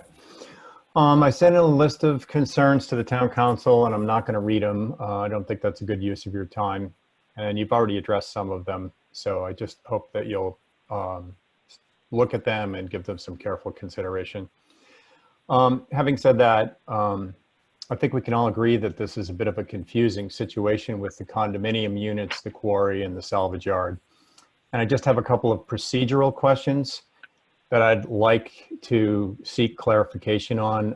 I don't know whether the chair has the answers or whether, we can ask these questions of the solicitor through the chair, but I'd just like to pose them and then you can decide whether it's appropriate to clarify them. Yep. Okay. So I think as we all know, the lot coverage ratio that's permitted under Chapter 246, the town solar ordinance, the ordinance specifies that a maximum lot coverage for the fenced area of a solar installation on property that's been rezoned from RFR 80 to commercial as the lesser of 3% or 3 acres. And specifically it states under the general requirements in paragraph 13, where all of this stuff lives, quote, as part of its advisory opinion to the town council on a proposed zone change, the planning board may recommend an appropriate lot coverage for a proposed PSES based upon the unique characteristics of the parcel and in a manner that is consistent with the town's comprehensive plan, with the intent to balance environmental and aesthetic concerns, as well as the rights of the property owner to develop the parcel. That's the end of the quote. So my question is, I have the planning board advisory opinion, and I don't believe, unless I'm wrong, it doesn't appear to me that the planning board has recommended to the town council any increase to the lot coverage restriction that limits the lot coverage of the project to the lesser of 3% or 3 acres. So I'd just like to confirm that. And I'd like to know from our legal expert in town that's guiding the council on this matter, because I basically like the council to be clear on this point. Does the town solicitor believe that the town council can approve a larger lot coverage than the 3% restriction in the absence of any such recommendation from the planning board, since we don't seem to have one? Yep, that's a fair question. Kevin, you want to address the questions? Star six. This Star is six. Kevin McAllister. Can you hear me? Yep, thank you. Yeah, I am not comfortable answering that question the way it's posed tonight. This public hearing is the opportunity for the applicants and the opponents to weigh in rather than having someone from the public request a legal opinion from me on incomplete facts before my clients actually ask me that question. What I would propose instead is that, Mr. President, you give Attorney Rocha the opportunity to address that question either now or at a future date before the council's deliberations. And I will weigh in at the appropriate time and advise the council of my opinion on that when it's more fully developed and after the applicant's attorney has had the opportunity to address it as well. Okay, fair enough. Joelle, do you want to weigh in on that? Sure. So in reading your ordinance, as you know, that paragraph in paragraph 13, it says, as part of its advisory opinion to the town council on a proposed zone change, the planning board may recommend an appropriate lot coverage for a proposed PSES based upon the unique characteristics of the land and so on and so forth. First point, one, they recommended denial, so there wouldn't be a recommendation of a percentage of lot coverage. It says the planning board may recommend. They don't have to recommend. That doesn't mean anything beyond that. And it's a recommendation to your body as part of the zone change. So I think the plain language of this says that that goes to you. If there, in this case, there's a recommendation of denial, there's not a recommendation of a percentage. And it's, at the end of the day, within this body's approval as part of the zone change. Okay, fair enough. Okay, so thank you for that. I would just respectfully like to recommend to the chair that the council should, not tonight, but should seek the town solicitor's opinion on this matter as well, because the town solicitor's opinion generally may or may not agree with the applicant's attorney. And I think the council should have some guidance on this. That's all. Okay. Okay. And then I have a second question, which this is very confusing to me, this situation. It's on land subdivision and the possible need for that.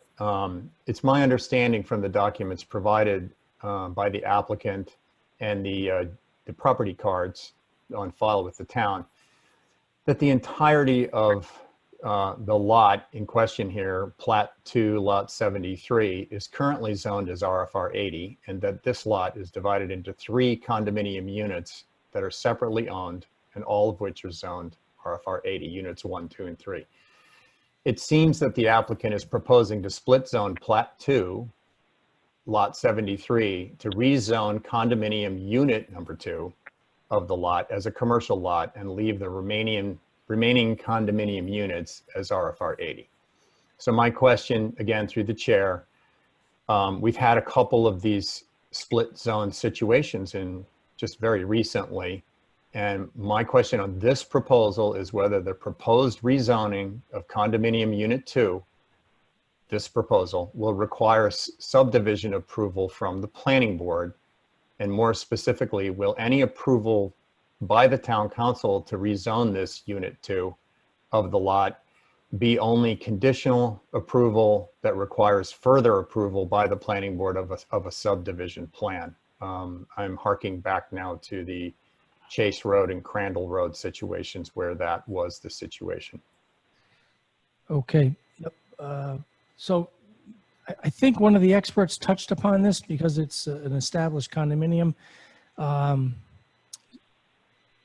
guess zoned with these condominiums in mind. I'm not sure that requires any subdivision. I thought that answer was mentioned I didn't- earlier on, but yeah. Well, maybe- Mr. President, all three of the units are RFR 80. So if one Oh, of them right, becomes right. commercial, they would be going Right. into a new zone. So I can't understand whether they're units or subdivided lots. Yeah. I can't understand the distinction. Yeah, Joel, you want to try and tackle that through my my question, I guess. Assume that I Sure. asked. So sure. So the difference here, and as to the other proposals, are these are land condominiums. They are separately owned units of land. So the Zoning Enabling Act defines a lot as a very broadly, as a parcel of land whose boundaries have been established by some legal instrument, such as a recorded deed or recorded map, and that is recognized as a separate legal entity for purposes of transfer of title. That's the full definition of lot. And here they are three separately owned properties, separately transferred to each owner. The third condo is owned by a company. The second condo we are talking about. So you don't have a situation where it's one large piece of property and you have residential in the front and you're just seeking a zone change in the back. This is a specific unit of property that we're seeking a zone change on. Okay. So So hold on one second. Everett. yeah, sorry. So in your opinion, Joel, a subdivision is probably not required in your expert opinion? That's correct. Okay. So just to follow up, Unit 2 is going to be rezoned commercial, and Units 1 and 3 are going to remain RFR 80? Well, Yeah, and I would add to that the unit 1 is RFR 80, but commercial, non-conforming commercial, and unit 2 is it's commercial special, so it will be rezoned for purposes of solar, then revert back to the RFR or whatever residential designation there is in the town at that point. Okay, so the planning, no action, but the planning board is required, and our town solicitor agrees with that assessment? well, we'll have to ask offline, Eric, so we're not going to hash out a legal question. Oh, okay, all right. Well, if possible, Frank. go ahead. Just one last thing. If possible, go at some future date on both of these questions, after the solicitor thinks it's appropriate time to advise the council, I think it would be helpful if the solicitor's opinions could be shared with the public so that going forward, we know how these principles apply. Yeah, as long as he shares it with his clients first. Sure, absolutely. Sure, of course. Yeah. Okay. And All he right. was going to say something, I think. Yeah, somebody, was that Kevin you chimed in, Kevin, or? Yeah, but now it's been clarified, I don't need to say what I was going to say. Okay. All right. So thank you for the opportunity. Okay. Those are my questions. Thank All you. right, thanks, Eric. Okay.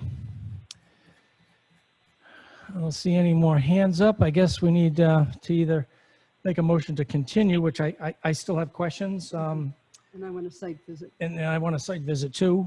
So I'd like to have a motion to perhaps continue. Okay, I'll make a motion to continue the public hearing at a later date. Lisa, what is? What is available, Lisa? What are your thoughts? Did you have a second for the Scott, motion? you got to get in the mic. No one can hear you. I'm sorry, I'm away from the mic. Second.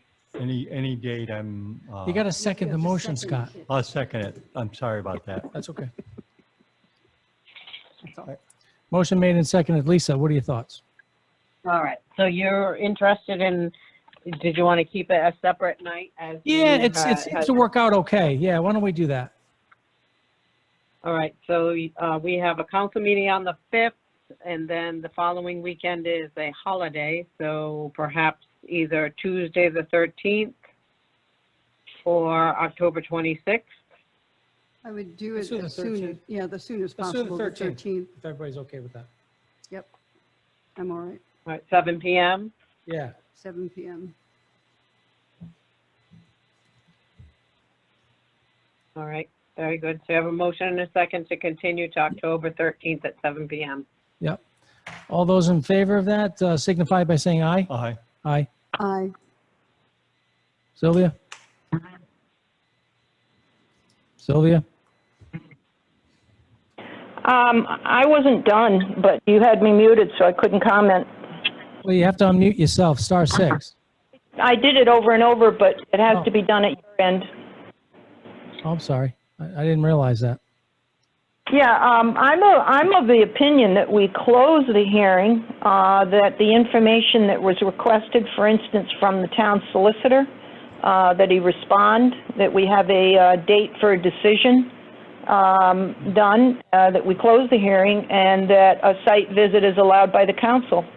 So I don't see why we have to continue the hearing when we could close it and all of the information that we need could be provided to us, and the site visit could be done by anybody who wants to go, and then we have a decision date. I mean, does that sound reasonable? Or, I mean, I understand you made a motion to close it. I mean, Yeah, we've already made a motion to close it, and it was seconded.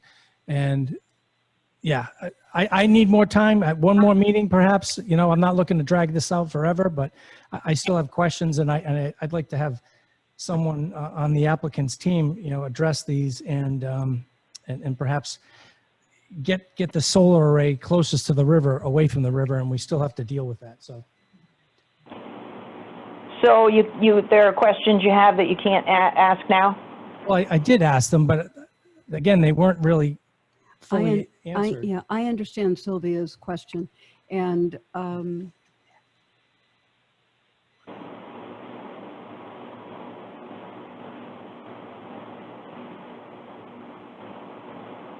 Hello? I'm still here.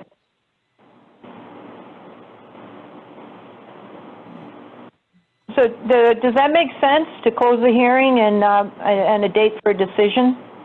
I'm not comfortable closing it, Sylvia, so anyway. Frank, this Yes. is Kevin. Hi.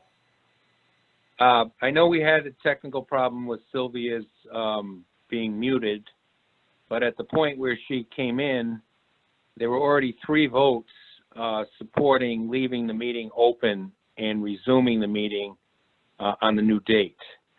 So unless there's a motion to reconsider those 3 votes or a motion to amend that's agreed to by the council person who made the motion and the council person that seconded the motion, procedurally, we have to address the 3 votes. You've already got a majority vote to leave the meeting open. So unless that's changed by further motion, that's the way it's got to be. Okay. All right, well, then I'll amend the motion that we close the hearing, set a date for a decision, allow any council members to have a site visit, and that legal respond to Eric Bibler's question in writing to us before a decision date. Sylvia, you can't do that. It'll only be the one person that made the motion or seconded it. You can't do it. So I'm in favor of voting on the motion that I seconded that made by Councilor Capalbo. And let's go.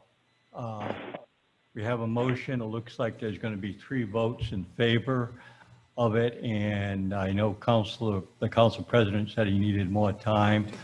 It seems to be a reasonable request. And I'm just curious, I think a number of people would be about the situation that I did speak to about the southern part that's close to the Pawcatuck River and how that's addressed. And I think I'm not alone in that sentiment, obviously. So let's go for it. We got 3 votes, and I have a high regard for Councilor Thompson, but I think the votes are there, the 3 votes to carry this, and let's go. Okay.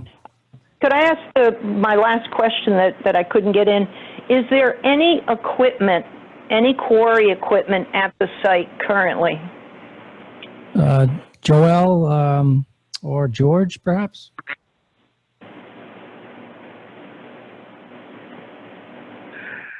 Joel? Can everyone hear me? George, yep. If you went to the site is cleared. There is no equipment per se there. Okay, thank you. I'm all set. Okay, thank you. All right, so we had a motion made and seconded. All those in favor of continuing it to the, is it 10:13, Lisa? Yes, at 7 p.m. And you had those in favor was yourself, Councilor Hearst Counselor Capalbo. Okay. All right. All right. So. And inform I'm me. assuming Counselor Thompson's gonna say no. Yeah, and Sylvia, you against that, I assume? Yes, I'm opposed. Okay. All right. Okay. So the meeting is continued to the 13th at 7 PM. Motion to adjourn, Scott, for tonight? So moved. Second. Did you want to make it first that adjournment? I move that we adjourn. No, I know, but I thought there was someone else that you want to, in memory of. No? What? In memory of. I thought there was someone you emailed me today. In memory of Miss Green? Miss Green? Okay, I will move that we adjourn in memory of former Deputy Hopkinton Town Clerk Barbara Green. Second. Okay, motion made and seconded. All those in favor? Aye. Aye. Good night, everyone. Good night. Good night. Good night. Good night.